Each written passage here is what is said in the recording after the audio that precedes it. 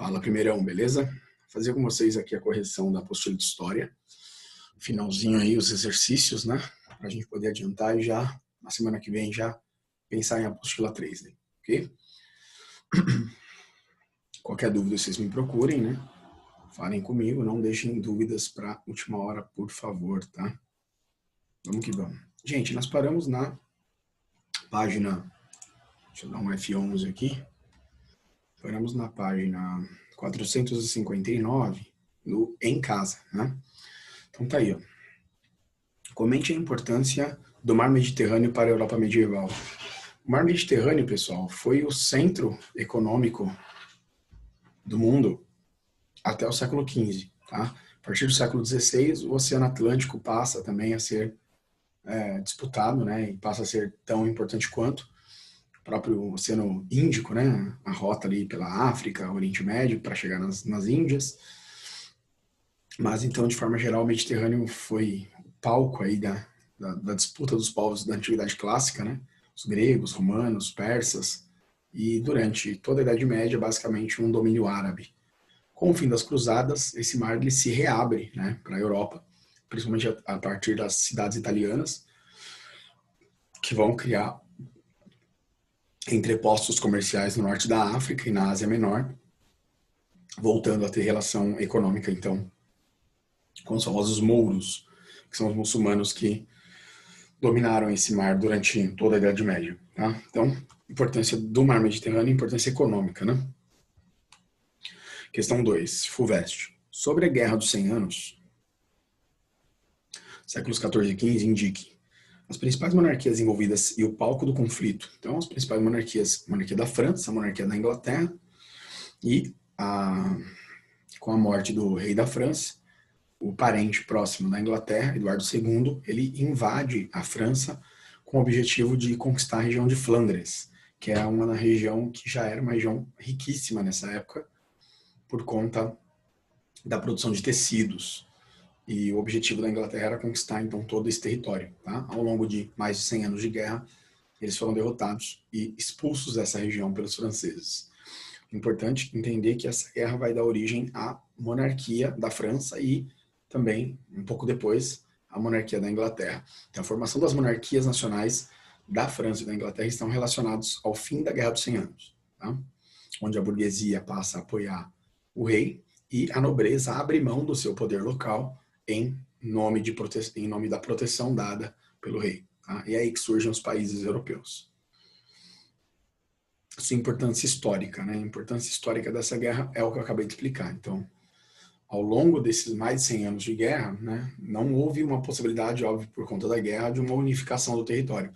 Mas ao final da guerra, né, estavam construídos os alicerces das monarquias nacionais europeias, em especial França e Inglaterra, onde eu tenho um soberano, um monarca, apoiado pelos outros senhores feudais, que abrem mão do seu poder local, e do outro lado eu tenho a burguesia interessada na unificação dos territórios e da eliminação de impostos, e a burguesia, então, subsidia os exércitos nacionais através dos impostos das suas atividades. Okay?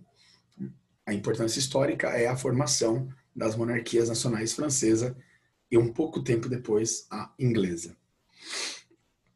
Observe esta imagem e comente o seu significado, o significado do que ela representa para o islamismo. Tá?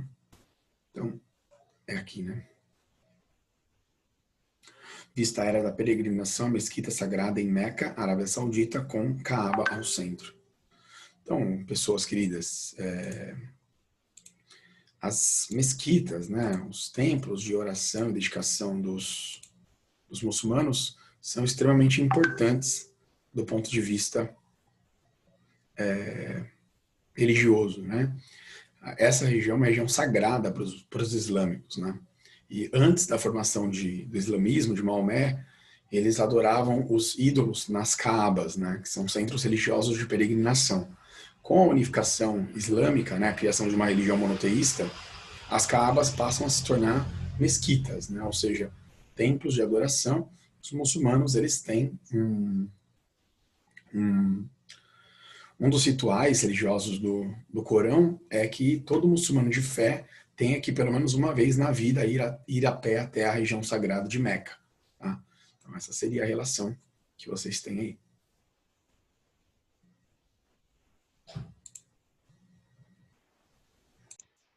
É isso, pessoal. Então, vamos seguir aqui. Vamos lá. Beleza.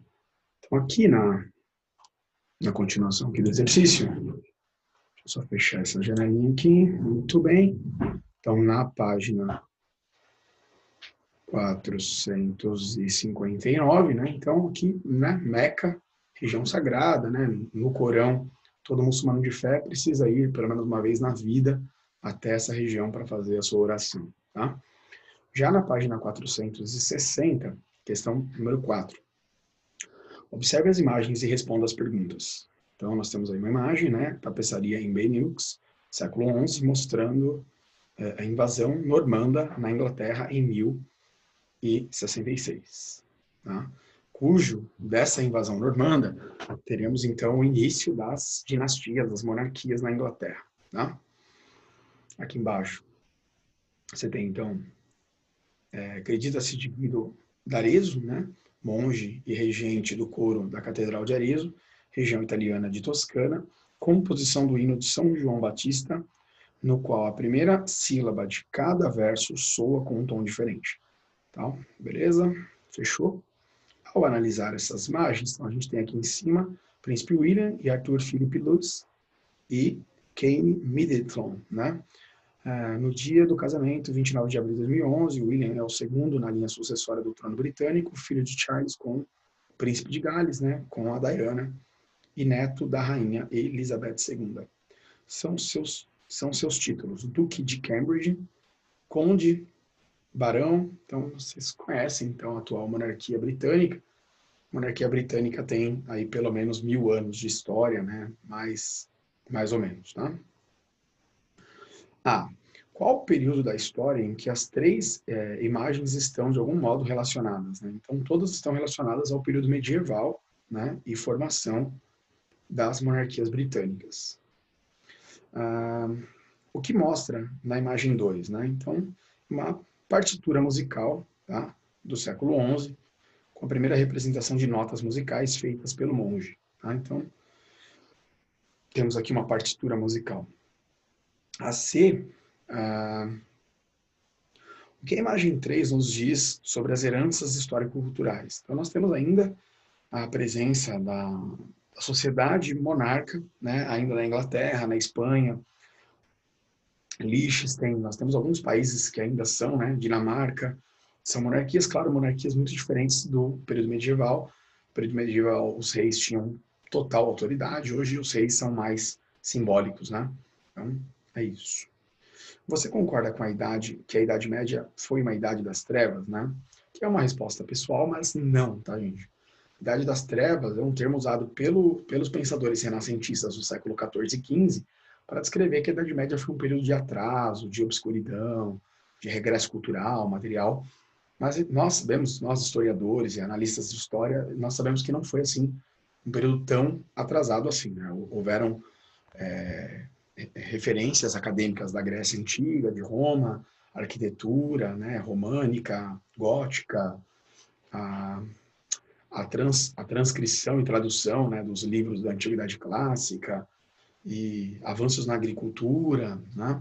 Claro que comparado com o período do Império Romano e da Grécia Antiga, não teve o mesmo esplendor, né? A Europa era uma Europa feudal, era uma Europa mais reclusa, né, trancada ali em palácios, em castelos e tal, mas dizer que foi a Idade das Trevas, tanto quanto exagerado, tá? Beleza. Mais atividades, aqui pegando algumas questões de Enem, né, de vestibular, tá? Pegando, então, a questão 1, né? A origem da classe dominante feudal pode ser encontrada na fusão entre os proprietários galo-romanos e os chefes militares das invasões germânicas, especialmente os francos. Pelo final do século VI, né, assinala Musset, essa nova classe já está estruturada, fundida em uma verdadeira unidade, baseada no gênero da vida e na civilização material. Unidade selada pela identidade da fé e numerosos matrimônios mistos, ou seja, entre romanos e germânicos. Sobre as origens do senhorio feudal, é correto afirmar que fazem parte do processo Então, gente, nós temos a sociedade europeia medieval, a cristandade medieval europeia, né, Europa Ocidental, na fusão das culturas romanas, né, que são povos do antigo Império Romano, com a cultura germânica, dos povos que invadiram o Império Romano no final ali do século V e século VI. E eles se casaram, né, fundiram as culturas, criaram um sistema de hospitalidade, que eu expliquei na aula, né, onde uma parte da terra ficava com os romanos e a maior parte com os germânicos, e a presença da Igreja Católica, ela deu uma unificada nessas duas culturas, né? A Igreja Católica Apostólica Romana foi o centro aglutinador dessas duas culturas que deu origem, então, ao homem medieval, tá? Ao europeu medieval. Pensando nisso, a alternativa aqui seria, então, a soma da 2, da 4, da 8 e 16, tá? Somando, então, 30 pontos no total, tá? Estão corretas as afirmações. Questão 2. Leia atentamente o trecho a seguir. Para os filósofos da Idade Média, o fato de o cristianismo significar a verdade era um dado praticamente irrefutável. A questão era saber se tínhamos que simplesmente acreditar na revelação cristã. Então, durante toda a Idade Média, primeiro ano, vocês viram que o cristianismo foi a religião oficial e fundamental, ou seja, única religião aceita dentro dos estados ocidentais europeus. Tá? E todo aquele que não praticasse os dogmas da igreja era perseguido e muitas vezes até mesmo, né, morto. Sobre o pensamento filosófico da Baixa Idade Média, é correto afirmar que, então nós temos aqui, alternativa D. Um dos principais autores do período foi São Tomás de Aquino, que defendia a necessidade da conciliação entre a fé e a razão. Primeiro, é importante vocês entenderem que derrubar a tese de que a Idade Média foi uma Idade das Trevas mora justamente no pensamento de São Tomás de Aquino, que ele usa o pensamento aristotélico, né, do filósofo Aristóteles, da Grécia Antiga, e ele soma ao pensamento aristotélico a fé cristã, a Bíblia. Então ele cria a escolástica, que é uma fé mais racional, que é uma fé mais científica, vamos dizer assim. Então isso já deixa muito claro que houve sim uma evolução do pensamento durante todo o processo da Idade Média. Claro, do século V ao século X, nós tivemos um período de guerras, de invasões. Então houve realmente um obscurantismo, violência e tal. Mas do século X para frente, a Idade Média passa por transformações, e vocês sabem disso. Tá? Analise as frases abaixo. A respeito da sociedade e da cultura medieval, nós temos quais alternativas corretas? Alternativa B. A 1 e a 3 estão corretas. Tá?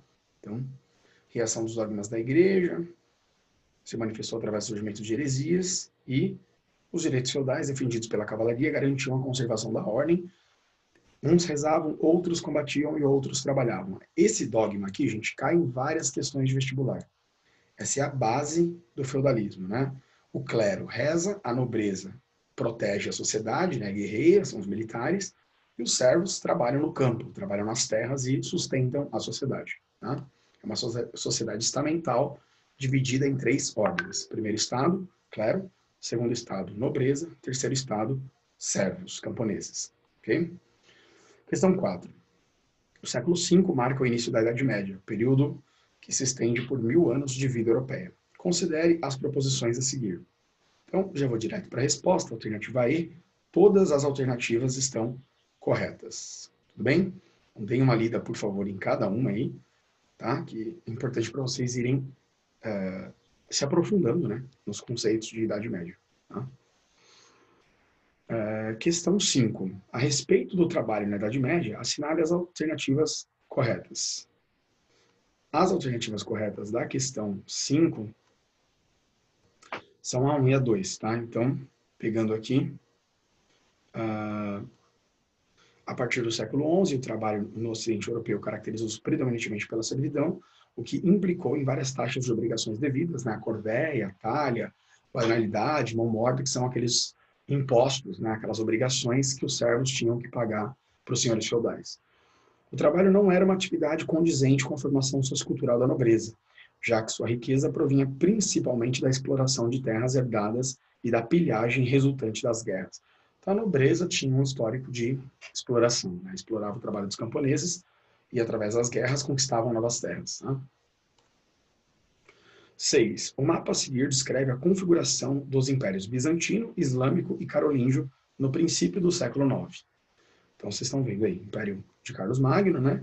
Império Carolíngio, Império Franco, Império Bizantino, antigo Império Romano Oriental, né, que foi o que sobrou do Império Romano após as invasões, e o Islã, né? O mundo árabe.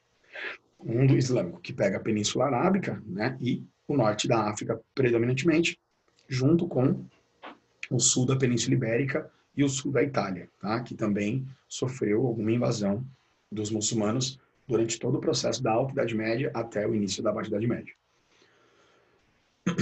Acerca dessa configuração, é correto afirmar que, alternativa B, a ofensiva dos francos de Carlos Martel contra os árabes na Batalha de Poitiers em 732 constituiu um importante antecedente para a formação da dinastia francesa carolíngia. Então, o Império Cristão, ou o exército cristão, que impediu que os árabes passassem pelos Pirineus aqui e dominasse a França, foi então a Batalha de Poitiers, o exército liderado por Carlos Martel. Ok? E a última questão dessa aula, Fulvestre, ao longo da Idade Média, a Europa Ocidental conviveu com duas civilizações, às quais muito se deve aos mais variados campos. Essas duas civilizações bastante diferentes da ocidental contribuíram significativamente para o desenvolvimento experimentado pelo Ocidente, a partir do século XI, e para o advento da modernidade no século XV. Quais foram essas civilizações? Então, quais são as civilizações que vão, de forma geral, contribuir para a melhoria do padrão material, cultural, intelectual, né, dos árabes? Então, peguem aqui o início da pergunta. Ó. Duas civilizações às quais muito se deve os mais variados campos. Essas civilizações, bastante diferentes da ocidental, contribuíram significativamente para o seu desenvolvimento.